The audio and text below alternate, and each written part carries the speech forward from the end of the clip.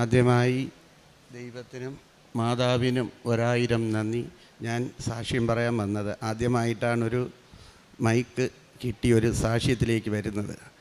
Autorickshaw ഓടിയും അല്ലാതെയൊക്കെ കുറേ കാശൊക്കെ സമ്പാദിച്ചു. അത് കോവിഡിന് മുമ്പ് പലരെയും കയ്യിലായി. അത് തിരിച്ച് കിട്ടാനുള്ള ഒരു സാധ്യതയും ഇല്ല. അവർ തരാതിരിക്കുന്നതാണ് നല്ലത്. ഞാൻ പോയി പൈസ കേട്ടാൽ അവർ ആത്മഹത്യ ചെയ്യും. അതും കൂടി ഞാൻ ഏൽക്കേണ്ടി വരും. അത് വേണ്ട. ഓരോരുത്തർ ഓരോ കുടുംബമായിട്ട് താമസിക്കുന്നത്. ബിസിനസ് ചെയ്ത് പൊളിഞ്ഞവരാണ് കോവിഡ് സമയത്ത്. എങ്കിലും ഒരാൾ എനിക്ക് ഒരു വീടും വസ്തുവും വിറ്റ് 5 ലക്ഷം രൂപ തരികയും ഞാൻ അപ്പോഴും അവരോട് ചോദിച്ചു, നിൻ്റെ മക്കൾ വഴിയാധാരമാവരുത് എന്ന് പറഞ്ഞിട്ടാണ് ആ പൈസ വാങ്ങിയത്. അതൊക്കെ പോട്ടെ, അതെൻ്റെ കാര്യം. കിട്ടിയാലും കിട്ടിയില്ലെങ്കിലും ഞാൻ സഹിച്ചാൽ മതി. പിന്നെ ഞാനൊരു കോയിക്കൽ കൺസ്ട്രക്ഷൻ വർക്ക് കമ്പനിയുടെ കൂടെ നിന്നു. കുറേ കാശൊക്കെ സമ്പാദിച്ചു ജീവിച്ചു വന്നപ്പോൾ ഞാനൊരു വസ്തു കച്ചവടമായിട്ട് പോയി. ഇപ്പോൾ 2.5 വർഷമായി അതും വിൽക്കാതിരിക്കുന്ന അവസ്ഥയിൽ എൻ്റെ ഭാര്യയുടെ ചേച്ചി പറഞ്ഞു, നീ കൃപാസനം പള്ളിയിൽ പോ, നീ രക്ഷപ്പെടും. പള്ളിയിൽ വരികയും ഇവിടെ വന്ന് ഫസ്റ്റിൽ തന്നെ ഉടമ്പടി എടുത്തു. 2 പ്രാവശ്യം മാതാവിനെ കിട്ടുകയും ഇന്നും എനിക്കിവിടെ മെഴുകുതിരി കൊണ്ടുപോകാനുള്ള ഒരു അനുഗ്രഹം ദൈവം മാതാവ് തന്നു. അങ്ങനെ ഇരിക്കെ എൻ്റെ ഭാര്യയ്ക്ക് ഇപ്പോൾ 2 മാസത്തോളമായി ഒരു യൂട്രസ് റിമൂവ് ചെയ്യുന്ന ഒരു സർജറി കഴിഞ്ഞു. ഈ 10-ാം മാസം 1-ാം തീയതി അഡ്മിറ്റ് ചെയ്തു. 4-ാം തീയതി സർജറി കഴിഞ്ഞു. 10 മണിയോടുകൂടി മെഡിക്കൽ കോളേജ് SITയിൽ സർജറി കഴിഞ്ഞു. 12-1 മണിയായപ്പോൾ പറയും ഡോക്ടർമാർ വന്ന് ഓടി എല്ലാവരും ഓടി തിയേറ്ററിനകത്ത് കയറുന്നു, SITക്കകത്തുള്ള. അപ്പോൾ മെഡിക്കൽ ഹാർട്ട് കോളേജിലെ കുറേ ഡോക്ടർമാർ, മൈക്ക് ഡോക്ടർമാർ, സർജൻ്റെ ഡോക്ടർമാർ എല്ലാം കൂടി ഒരു 10-20 പേര് ഓടി പോകണം. കാര്യമൊന്നും പറയില്ല. എന്നെ വിളിച്ച് രഹസ്യം പറയണു, ഓക്സിജനും കുറഞ്ഞു, BP കുറഞ്ഞു, ഹാർട്ട് അറ്റാക്കും വന്നിട്ടുണ്ട്, ഇനി നമ്മൾ മെഡിക്കൽ കോളേജ് ഹാർട്ട് കോളേജിലേക്ക് ഷിഫ്റ്റ് ചെയ്യുകയാണ് എന്ന് പറഞ്ഞു. അതിനു മുമ്പ് തന്നെ ഹാർട്ട് കോളേജ് ഡോക്ടർമാർ വെൻറ്റിലേറ്റർ സൗകര്യത്തോടെയുള്ള ഒരു ആംബുലൻസും കൊണ്ട് മുമ്പ് നിർത്തി. 50 മീറ്ററേ ഉള്ളൂ, എടുത്ത് തോളിയിട്ടുകൊണ്ട് പോകത്തക്ക ദൂരേ ഉള്ളൂ. പക്ഷേ എല്ലാവരും കൂട്ടവിളിയായി, മാതാവിനെ വിളിച്ചുള്ള വിളിയായി, മുട്ടുകുത്തി നിന്നുള്ള പ്രാർത്ഥനയായി, രോഗികളും കൂട്ടിരിപ്പുകാരും നിലവിളിയായി. കാരണം എല്ലാവരും അറിയാവുന്നുള്ള ഒരു പേഷ്യൻ്റായിരുന്നു. അങ്ങനെ ഇരിക്കെ എൻ്റെ ഭാര്യയുടെ ചേച്ചിയുടെ ബാഗ് പരിശോധിച്ചപ്പോൾ ഒരു കാശുരൂപം കിട്ടി.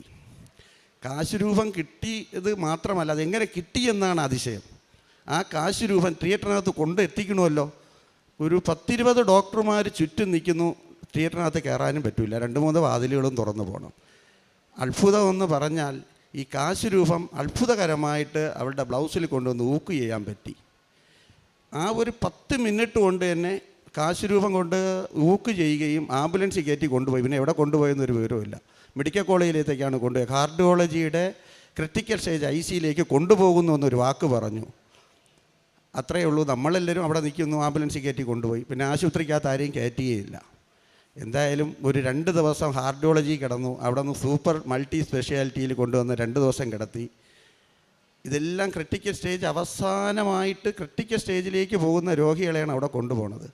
പക്ഷേ എല്ലാവരുടെയും ഒരു നിലവിളി എന്ന് പറയുന്നത് കാശുരൂപം അവളുടെ കയ്യിൽ കൊടുത്തല്ലോ, ഇനി അമ്മ തിരിച്ചു കൊണ്ടുവരും ആ ജീവനത്തോടെ പഴയ ആളായിട്ട്.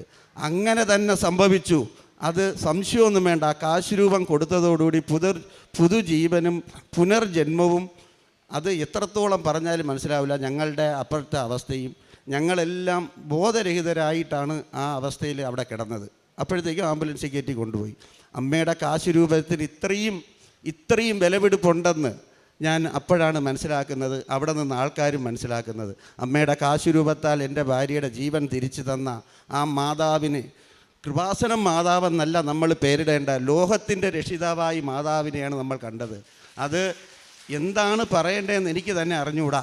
ആ മാതാവിനും ഈ യേശുവിൻ്റെ തിരുസ്വരൂപത്തെ നോക്കി പറയുമ്പോൾ നമ്മൾ മനസ്സിൽ കാണണം, ദൈവമല്ലാതെ നമുക്ക് മറ്റൊരാളുമില്ല. ഇന്നലെ വരെ നമ്മൾ സ്നേഹിക്കുന്ന ദൈവങ്ങളൊക്കെ ആപത്ത് കാലത്ത് കൈവിടുകയും നമ്മുടെ സമയത്ത് രക്ഷപ്പെടുത്താൻ നമുക്കുള്ളത് ജീവനുള്ള ദൈവമാണ്, ജീവനത്തോടെ പ്രത്യക്ഷപ്പെട്ട മാതാവാണ് എന്ന് പറയാതിരിക്കാൻ നിവർത്തിയില്ല. എൻ്റെ ഭാര്യയെ ആശുപത്രിയിലേക്ക് കൊണ്ടുപോകുമ്പോൾ ആ കണ്ട കാഴ്ചയെന്ന് പറയുന്നത്, സത്യം പറയാമെങ്കിൽ അത് എന്ത് പറയാൻ, അത് പിന്നെ ഒരു തിരിച്ചു വരവില്ലാത്ത ഒരാളിനെയാണല്ലോ കൊണ്ടുപോകണം. എന്തിനു കൊണ്ടുപോകണമെന്ന് വരെ ആയിപ്പോയി. കാരണം അത്രയും വലിയ ആശുപത്രിയിൽ നിന്നാണ് അടുത്തൊരു ആശുപത്രിയിലേക്ക് കൊണ്ടുപോകുന്നത്. ഒരു 20ഓളം ഡോക്ടർമാർ ചുറ്റും നിൽക്കുന്നു. എന്തായാലും ആ ഒരു ജീവൻ തിരിച്ചു തന്നത് എന്നിട്ട് അതുമാത്രമല്ല, അവളിവിടെ ആശുപത്രിയിൽ പോകുന്നതിന് മുമ്പ് എന്നോട് പറഞ്ഞു, നമുക്ക് കൃപാസനം പള്ളിയിൽ പോയി ഞാൻ പറഞ്ഞു ഞാനല്ലേ ഉടമ്പടി എടുത്തത്, ഞാൻ പോകാം. അല്ല, ഞാനും പറഞ്ഞു, ഞാനും ഭാര്യയും മക്കളും എൻ്റെ ചേച്ചിയുമായിട്ട് ഇവിടെ വന്നു. ഒരു പകൽക്കാലം മൊത്തം ഈ ദേവാലയത്തിൽ ചിലവഴിക്കുകയും ദിവ്യബലിയിൽ പങ്കെടുത്ത് തിരുവത്താഴം കഴിഞ്ഞാണ് പോകുന്നത്. അതൊരു വലിയ അനുഗ്രഹമായി. അമ്മ അവളുടെ ഒരു ജീവൻ തിരിച്ചു തരുന്നതിൻ്റെ ഒരു തിരിച്ചു വരവായിട്ടാണ് അമ്മ ഇവിടെ കൊണ്ടെത്തിച്ചത്. അത് എത്ര പറഞ്ഞാലും മതിയാവില്ല. ഇത് ഞാൻ പറയുന്നത് സത്യം പറയാമെങ്കിൽ ഇത് പറയാൻ പോലും പറ്റുമെന്ന് എനിക്ക് തോന്നിയിട്ടല്ല ഞാനിവിടെ വന്നത്. കാരണം ഇപ്പോഴും ആ ഒരു വേദനയുടെ ഞെടുക്കവും ആ ഭയപ്പാട് നമ്മുടെ കുടുംബത്തിൽ നിന്ന് അനുഭവിച്ചിട്ടുള്ള ആർക്കും അത് മാറിപ്പോയിട്ടില്ല ഇതുവരെ. പിന്നെ മാതാവിൻ്റെ ഒരു വലിയൊരു അനുഗ്രഹം തന്നെയാണ്. ഒരൊറ്റ കാര്യത്തിൽ പറഞ്ഞാൽ, ഈ മാതാവിനെ സ്നേഹിക്കുന്ന ആരും വെറും കൈയോടെ പോകില്ല. ഏത് ആപത്തിനായാലും ഏത് കാര്യത്തിനായാലും മാതാവിനെ കയ്യിലെടുക്കുക. ഒരു ചെറിയ കാശുരൂപം ഇത്രയും ജീവൻ തന്നുവെങ്കിൽ എല്ലാവരെയും സംരക്ഷിക്കുന്ന മാതാവാണ് ഇവിടെ ഉള്ളത്. അതിന് പ്രത്യേകം നന്ദി പറയുന്നു. പരിശുദ്ധമ്മയ്ക്കും തിരുക്കുമാരനും നന്ദി പറയാം. സങ്കീർത്തകൻ പറയുന്നുണ്ടല്ലോ, കർത്താവിൻ്റെ ആലയത്തിലേക്ക് സന്തോഷത്തോടെ നമുക്ക് പോകാം. ഈ ദേവാലയത്തിലേക്ക് നിങ്ങൾ എപ്പോഴൊക്കെ കടന്നു വന്നാൽ സഹനങ്ങളുണ്ടെങ്കിലും സങ്കടങ്ങളുണ്ടെങ്കിലും തകർച്ചയാണെങ്കിലും ഒറ്റപ്പെടലാണെങ്കിലും തൊഴിൽ മേഖലകളിലെ പരാജയമാണെങ്കിലും ജീവിതത്തിൽ ലക്ഷ്യം കാണാത്തതാണെങ്കിലുമൊക്കെ സങ്കടത്തോടുകൂടെയാണ് നിങ്ങൾ കടന്നു വരുന്നതെങ്കിൽ സങ്കീർത്തകൻ പറയുന്നത് പോലെ കർത്താവിൻ്റെ ആലയത്തിലേക്ക് സന്തോഷത്തോടെ നമുക്ക് പോകാം. മനസ്സിൽ ഉറച്ച് സന്തോഷിച്ച് നിങ്ങൾക്ക് വരാവുന്നൊരിടമാണ് കൃപാസനം. കാരണം ഇപ്പോൾ പറഞ്ഞത്, ഈ കൃപാസനത്തിൻ്റെ അമ്മ ലോകത്തിൻ്റെ രക്ഷകയാണെന്നാണ് പെട്ടെന്ന് ഈ അപ്പച്ചൻ സ്പോണ്ടേനിയസ് ആയിട്ട് പറഞ്ഞൊരു കാര്യമാണ്, ലോകത്തിൻ്റെ രക്ഷക. അതെ, പരിശുദ്ധ അമ്മ സഹരക്ഷകയാണ് തീർച്ചയായും.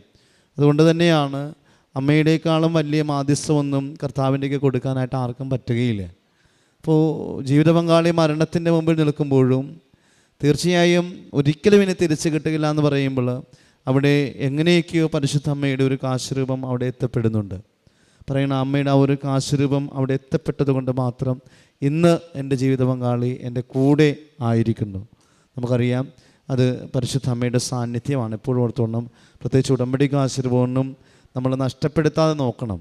കാരണം അത് പ്രത്യേകമായിട്ട് പൗരോഹിത്യ ശക്തി ഉപയോഗിച്ച് പ്രാർത്ഥിച്ച് പരിശുദ്ധ അമ്മയുടെ വലിയ സാന്നിധ്യം, അതായത് നമുക്കൊരു മുദ്രണം പോലെ നമ്മുടെ കൈ തരുന്നതാണ്. ഉടമ്പടിയുടെ ഒരു ഭാഗമായിട്ട് ഈ ഉടമ്പടി നമ്മൾ ചെയ്തതിൻ്റെ ഏറ്റവും വലിയ തെളിവ് ആ ഒരു കാശുരൂപം കൂടെയാണ്.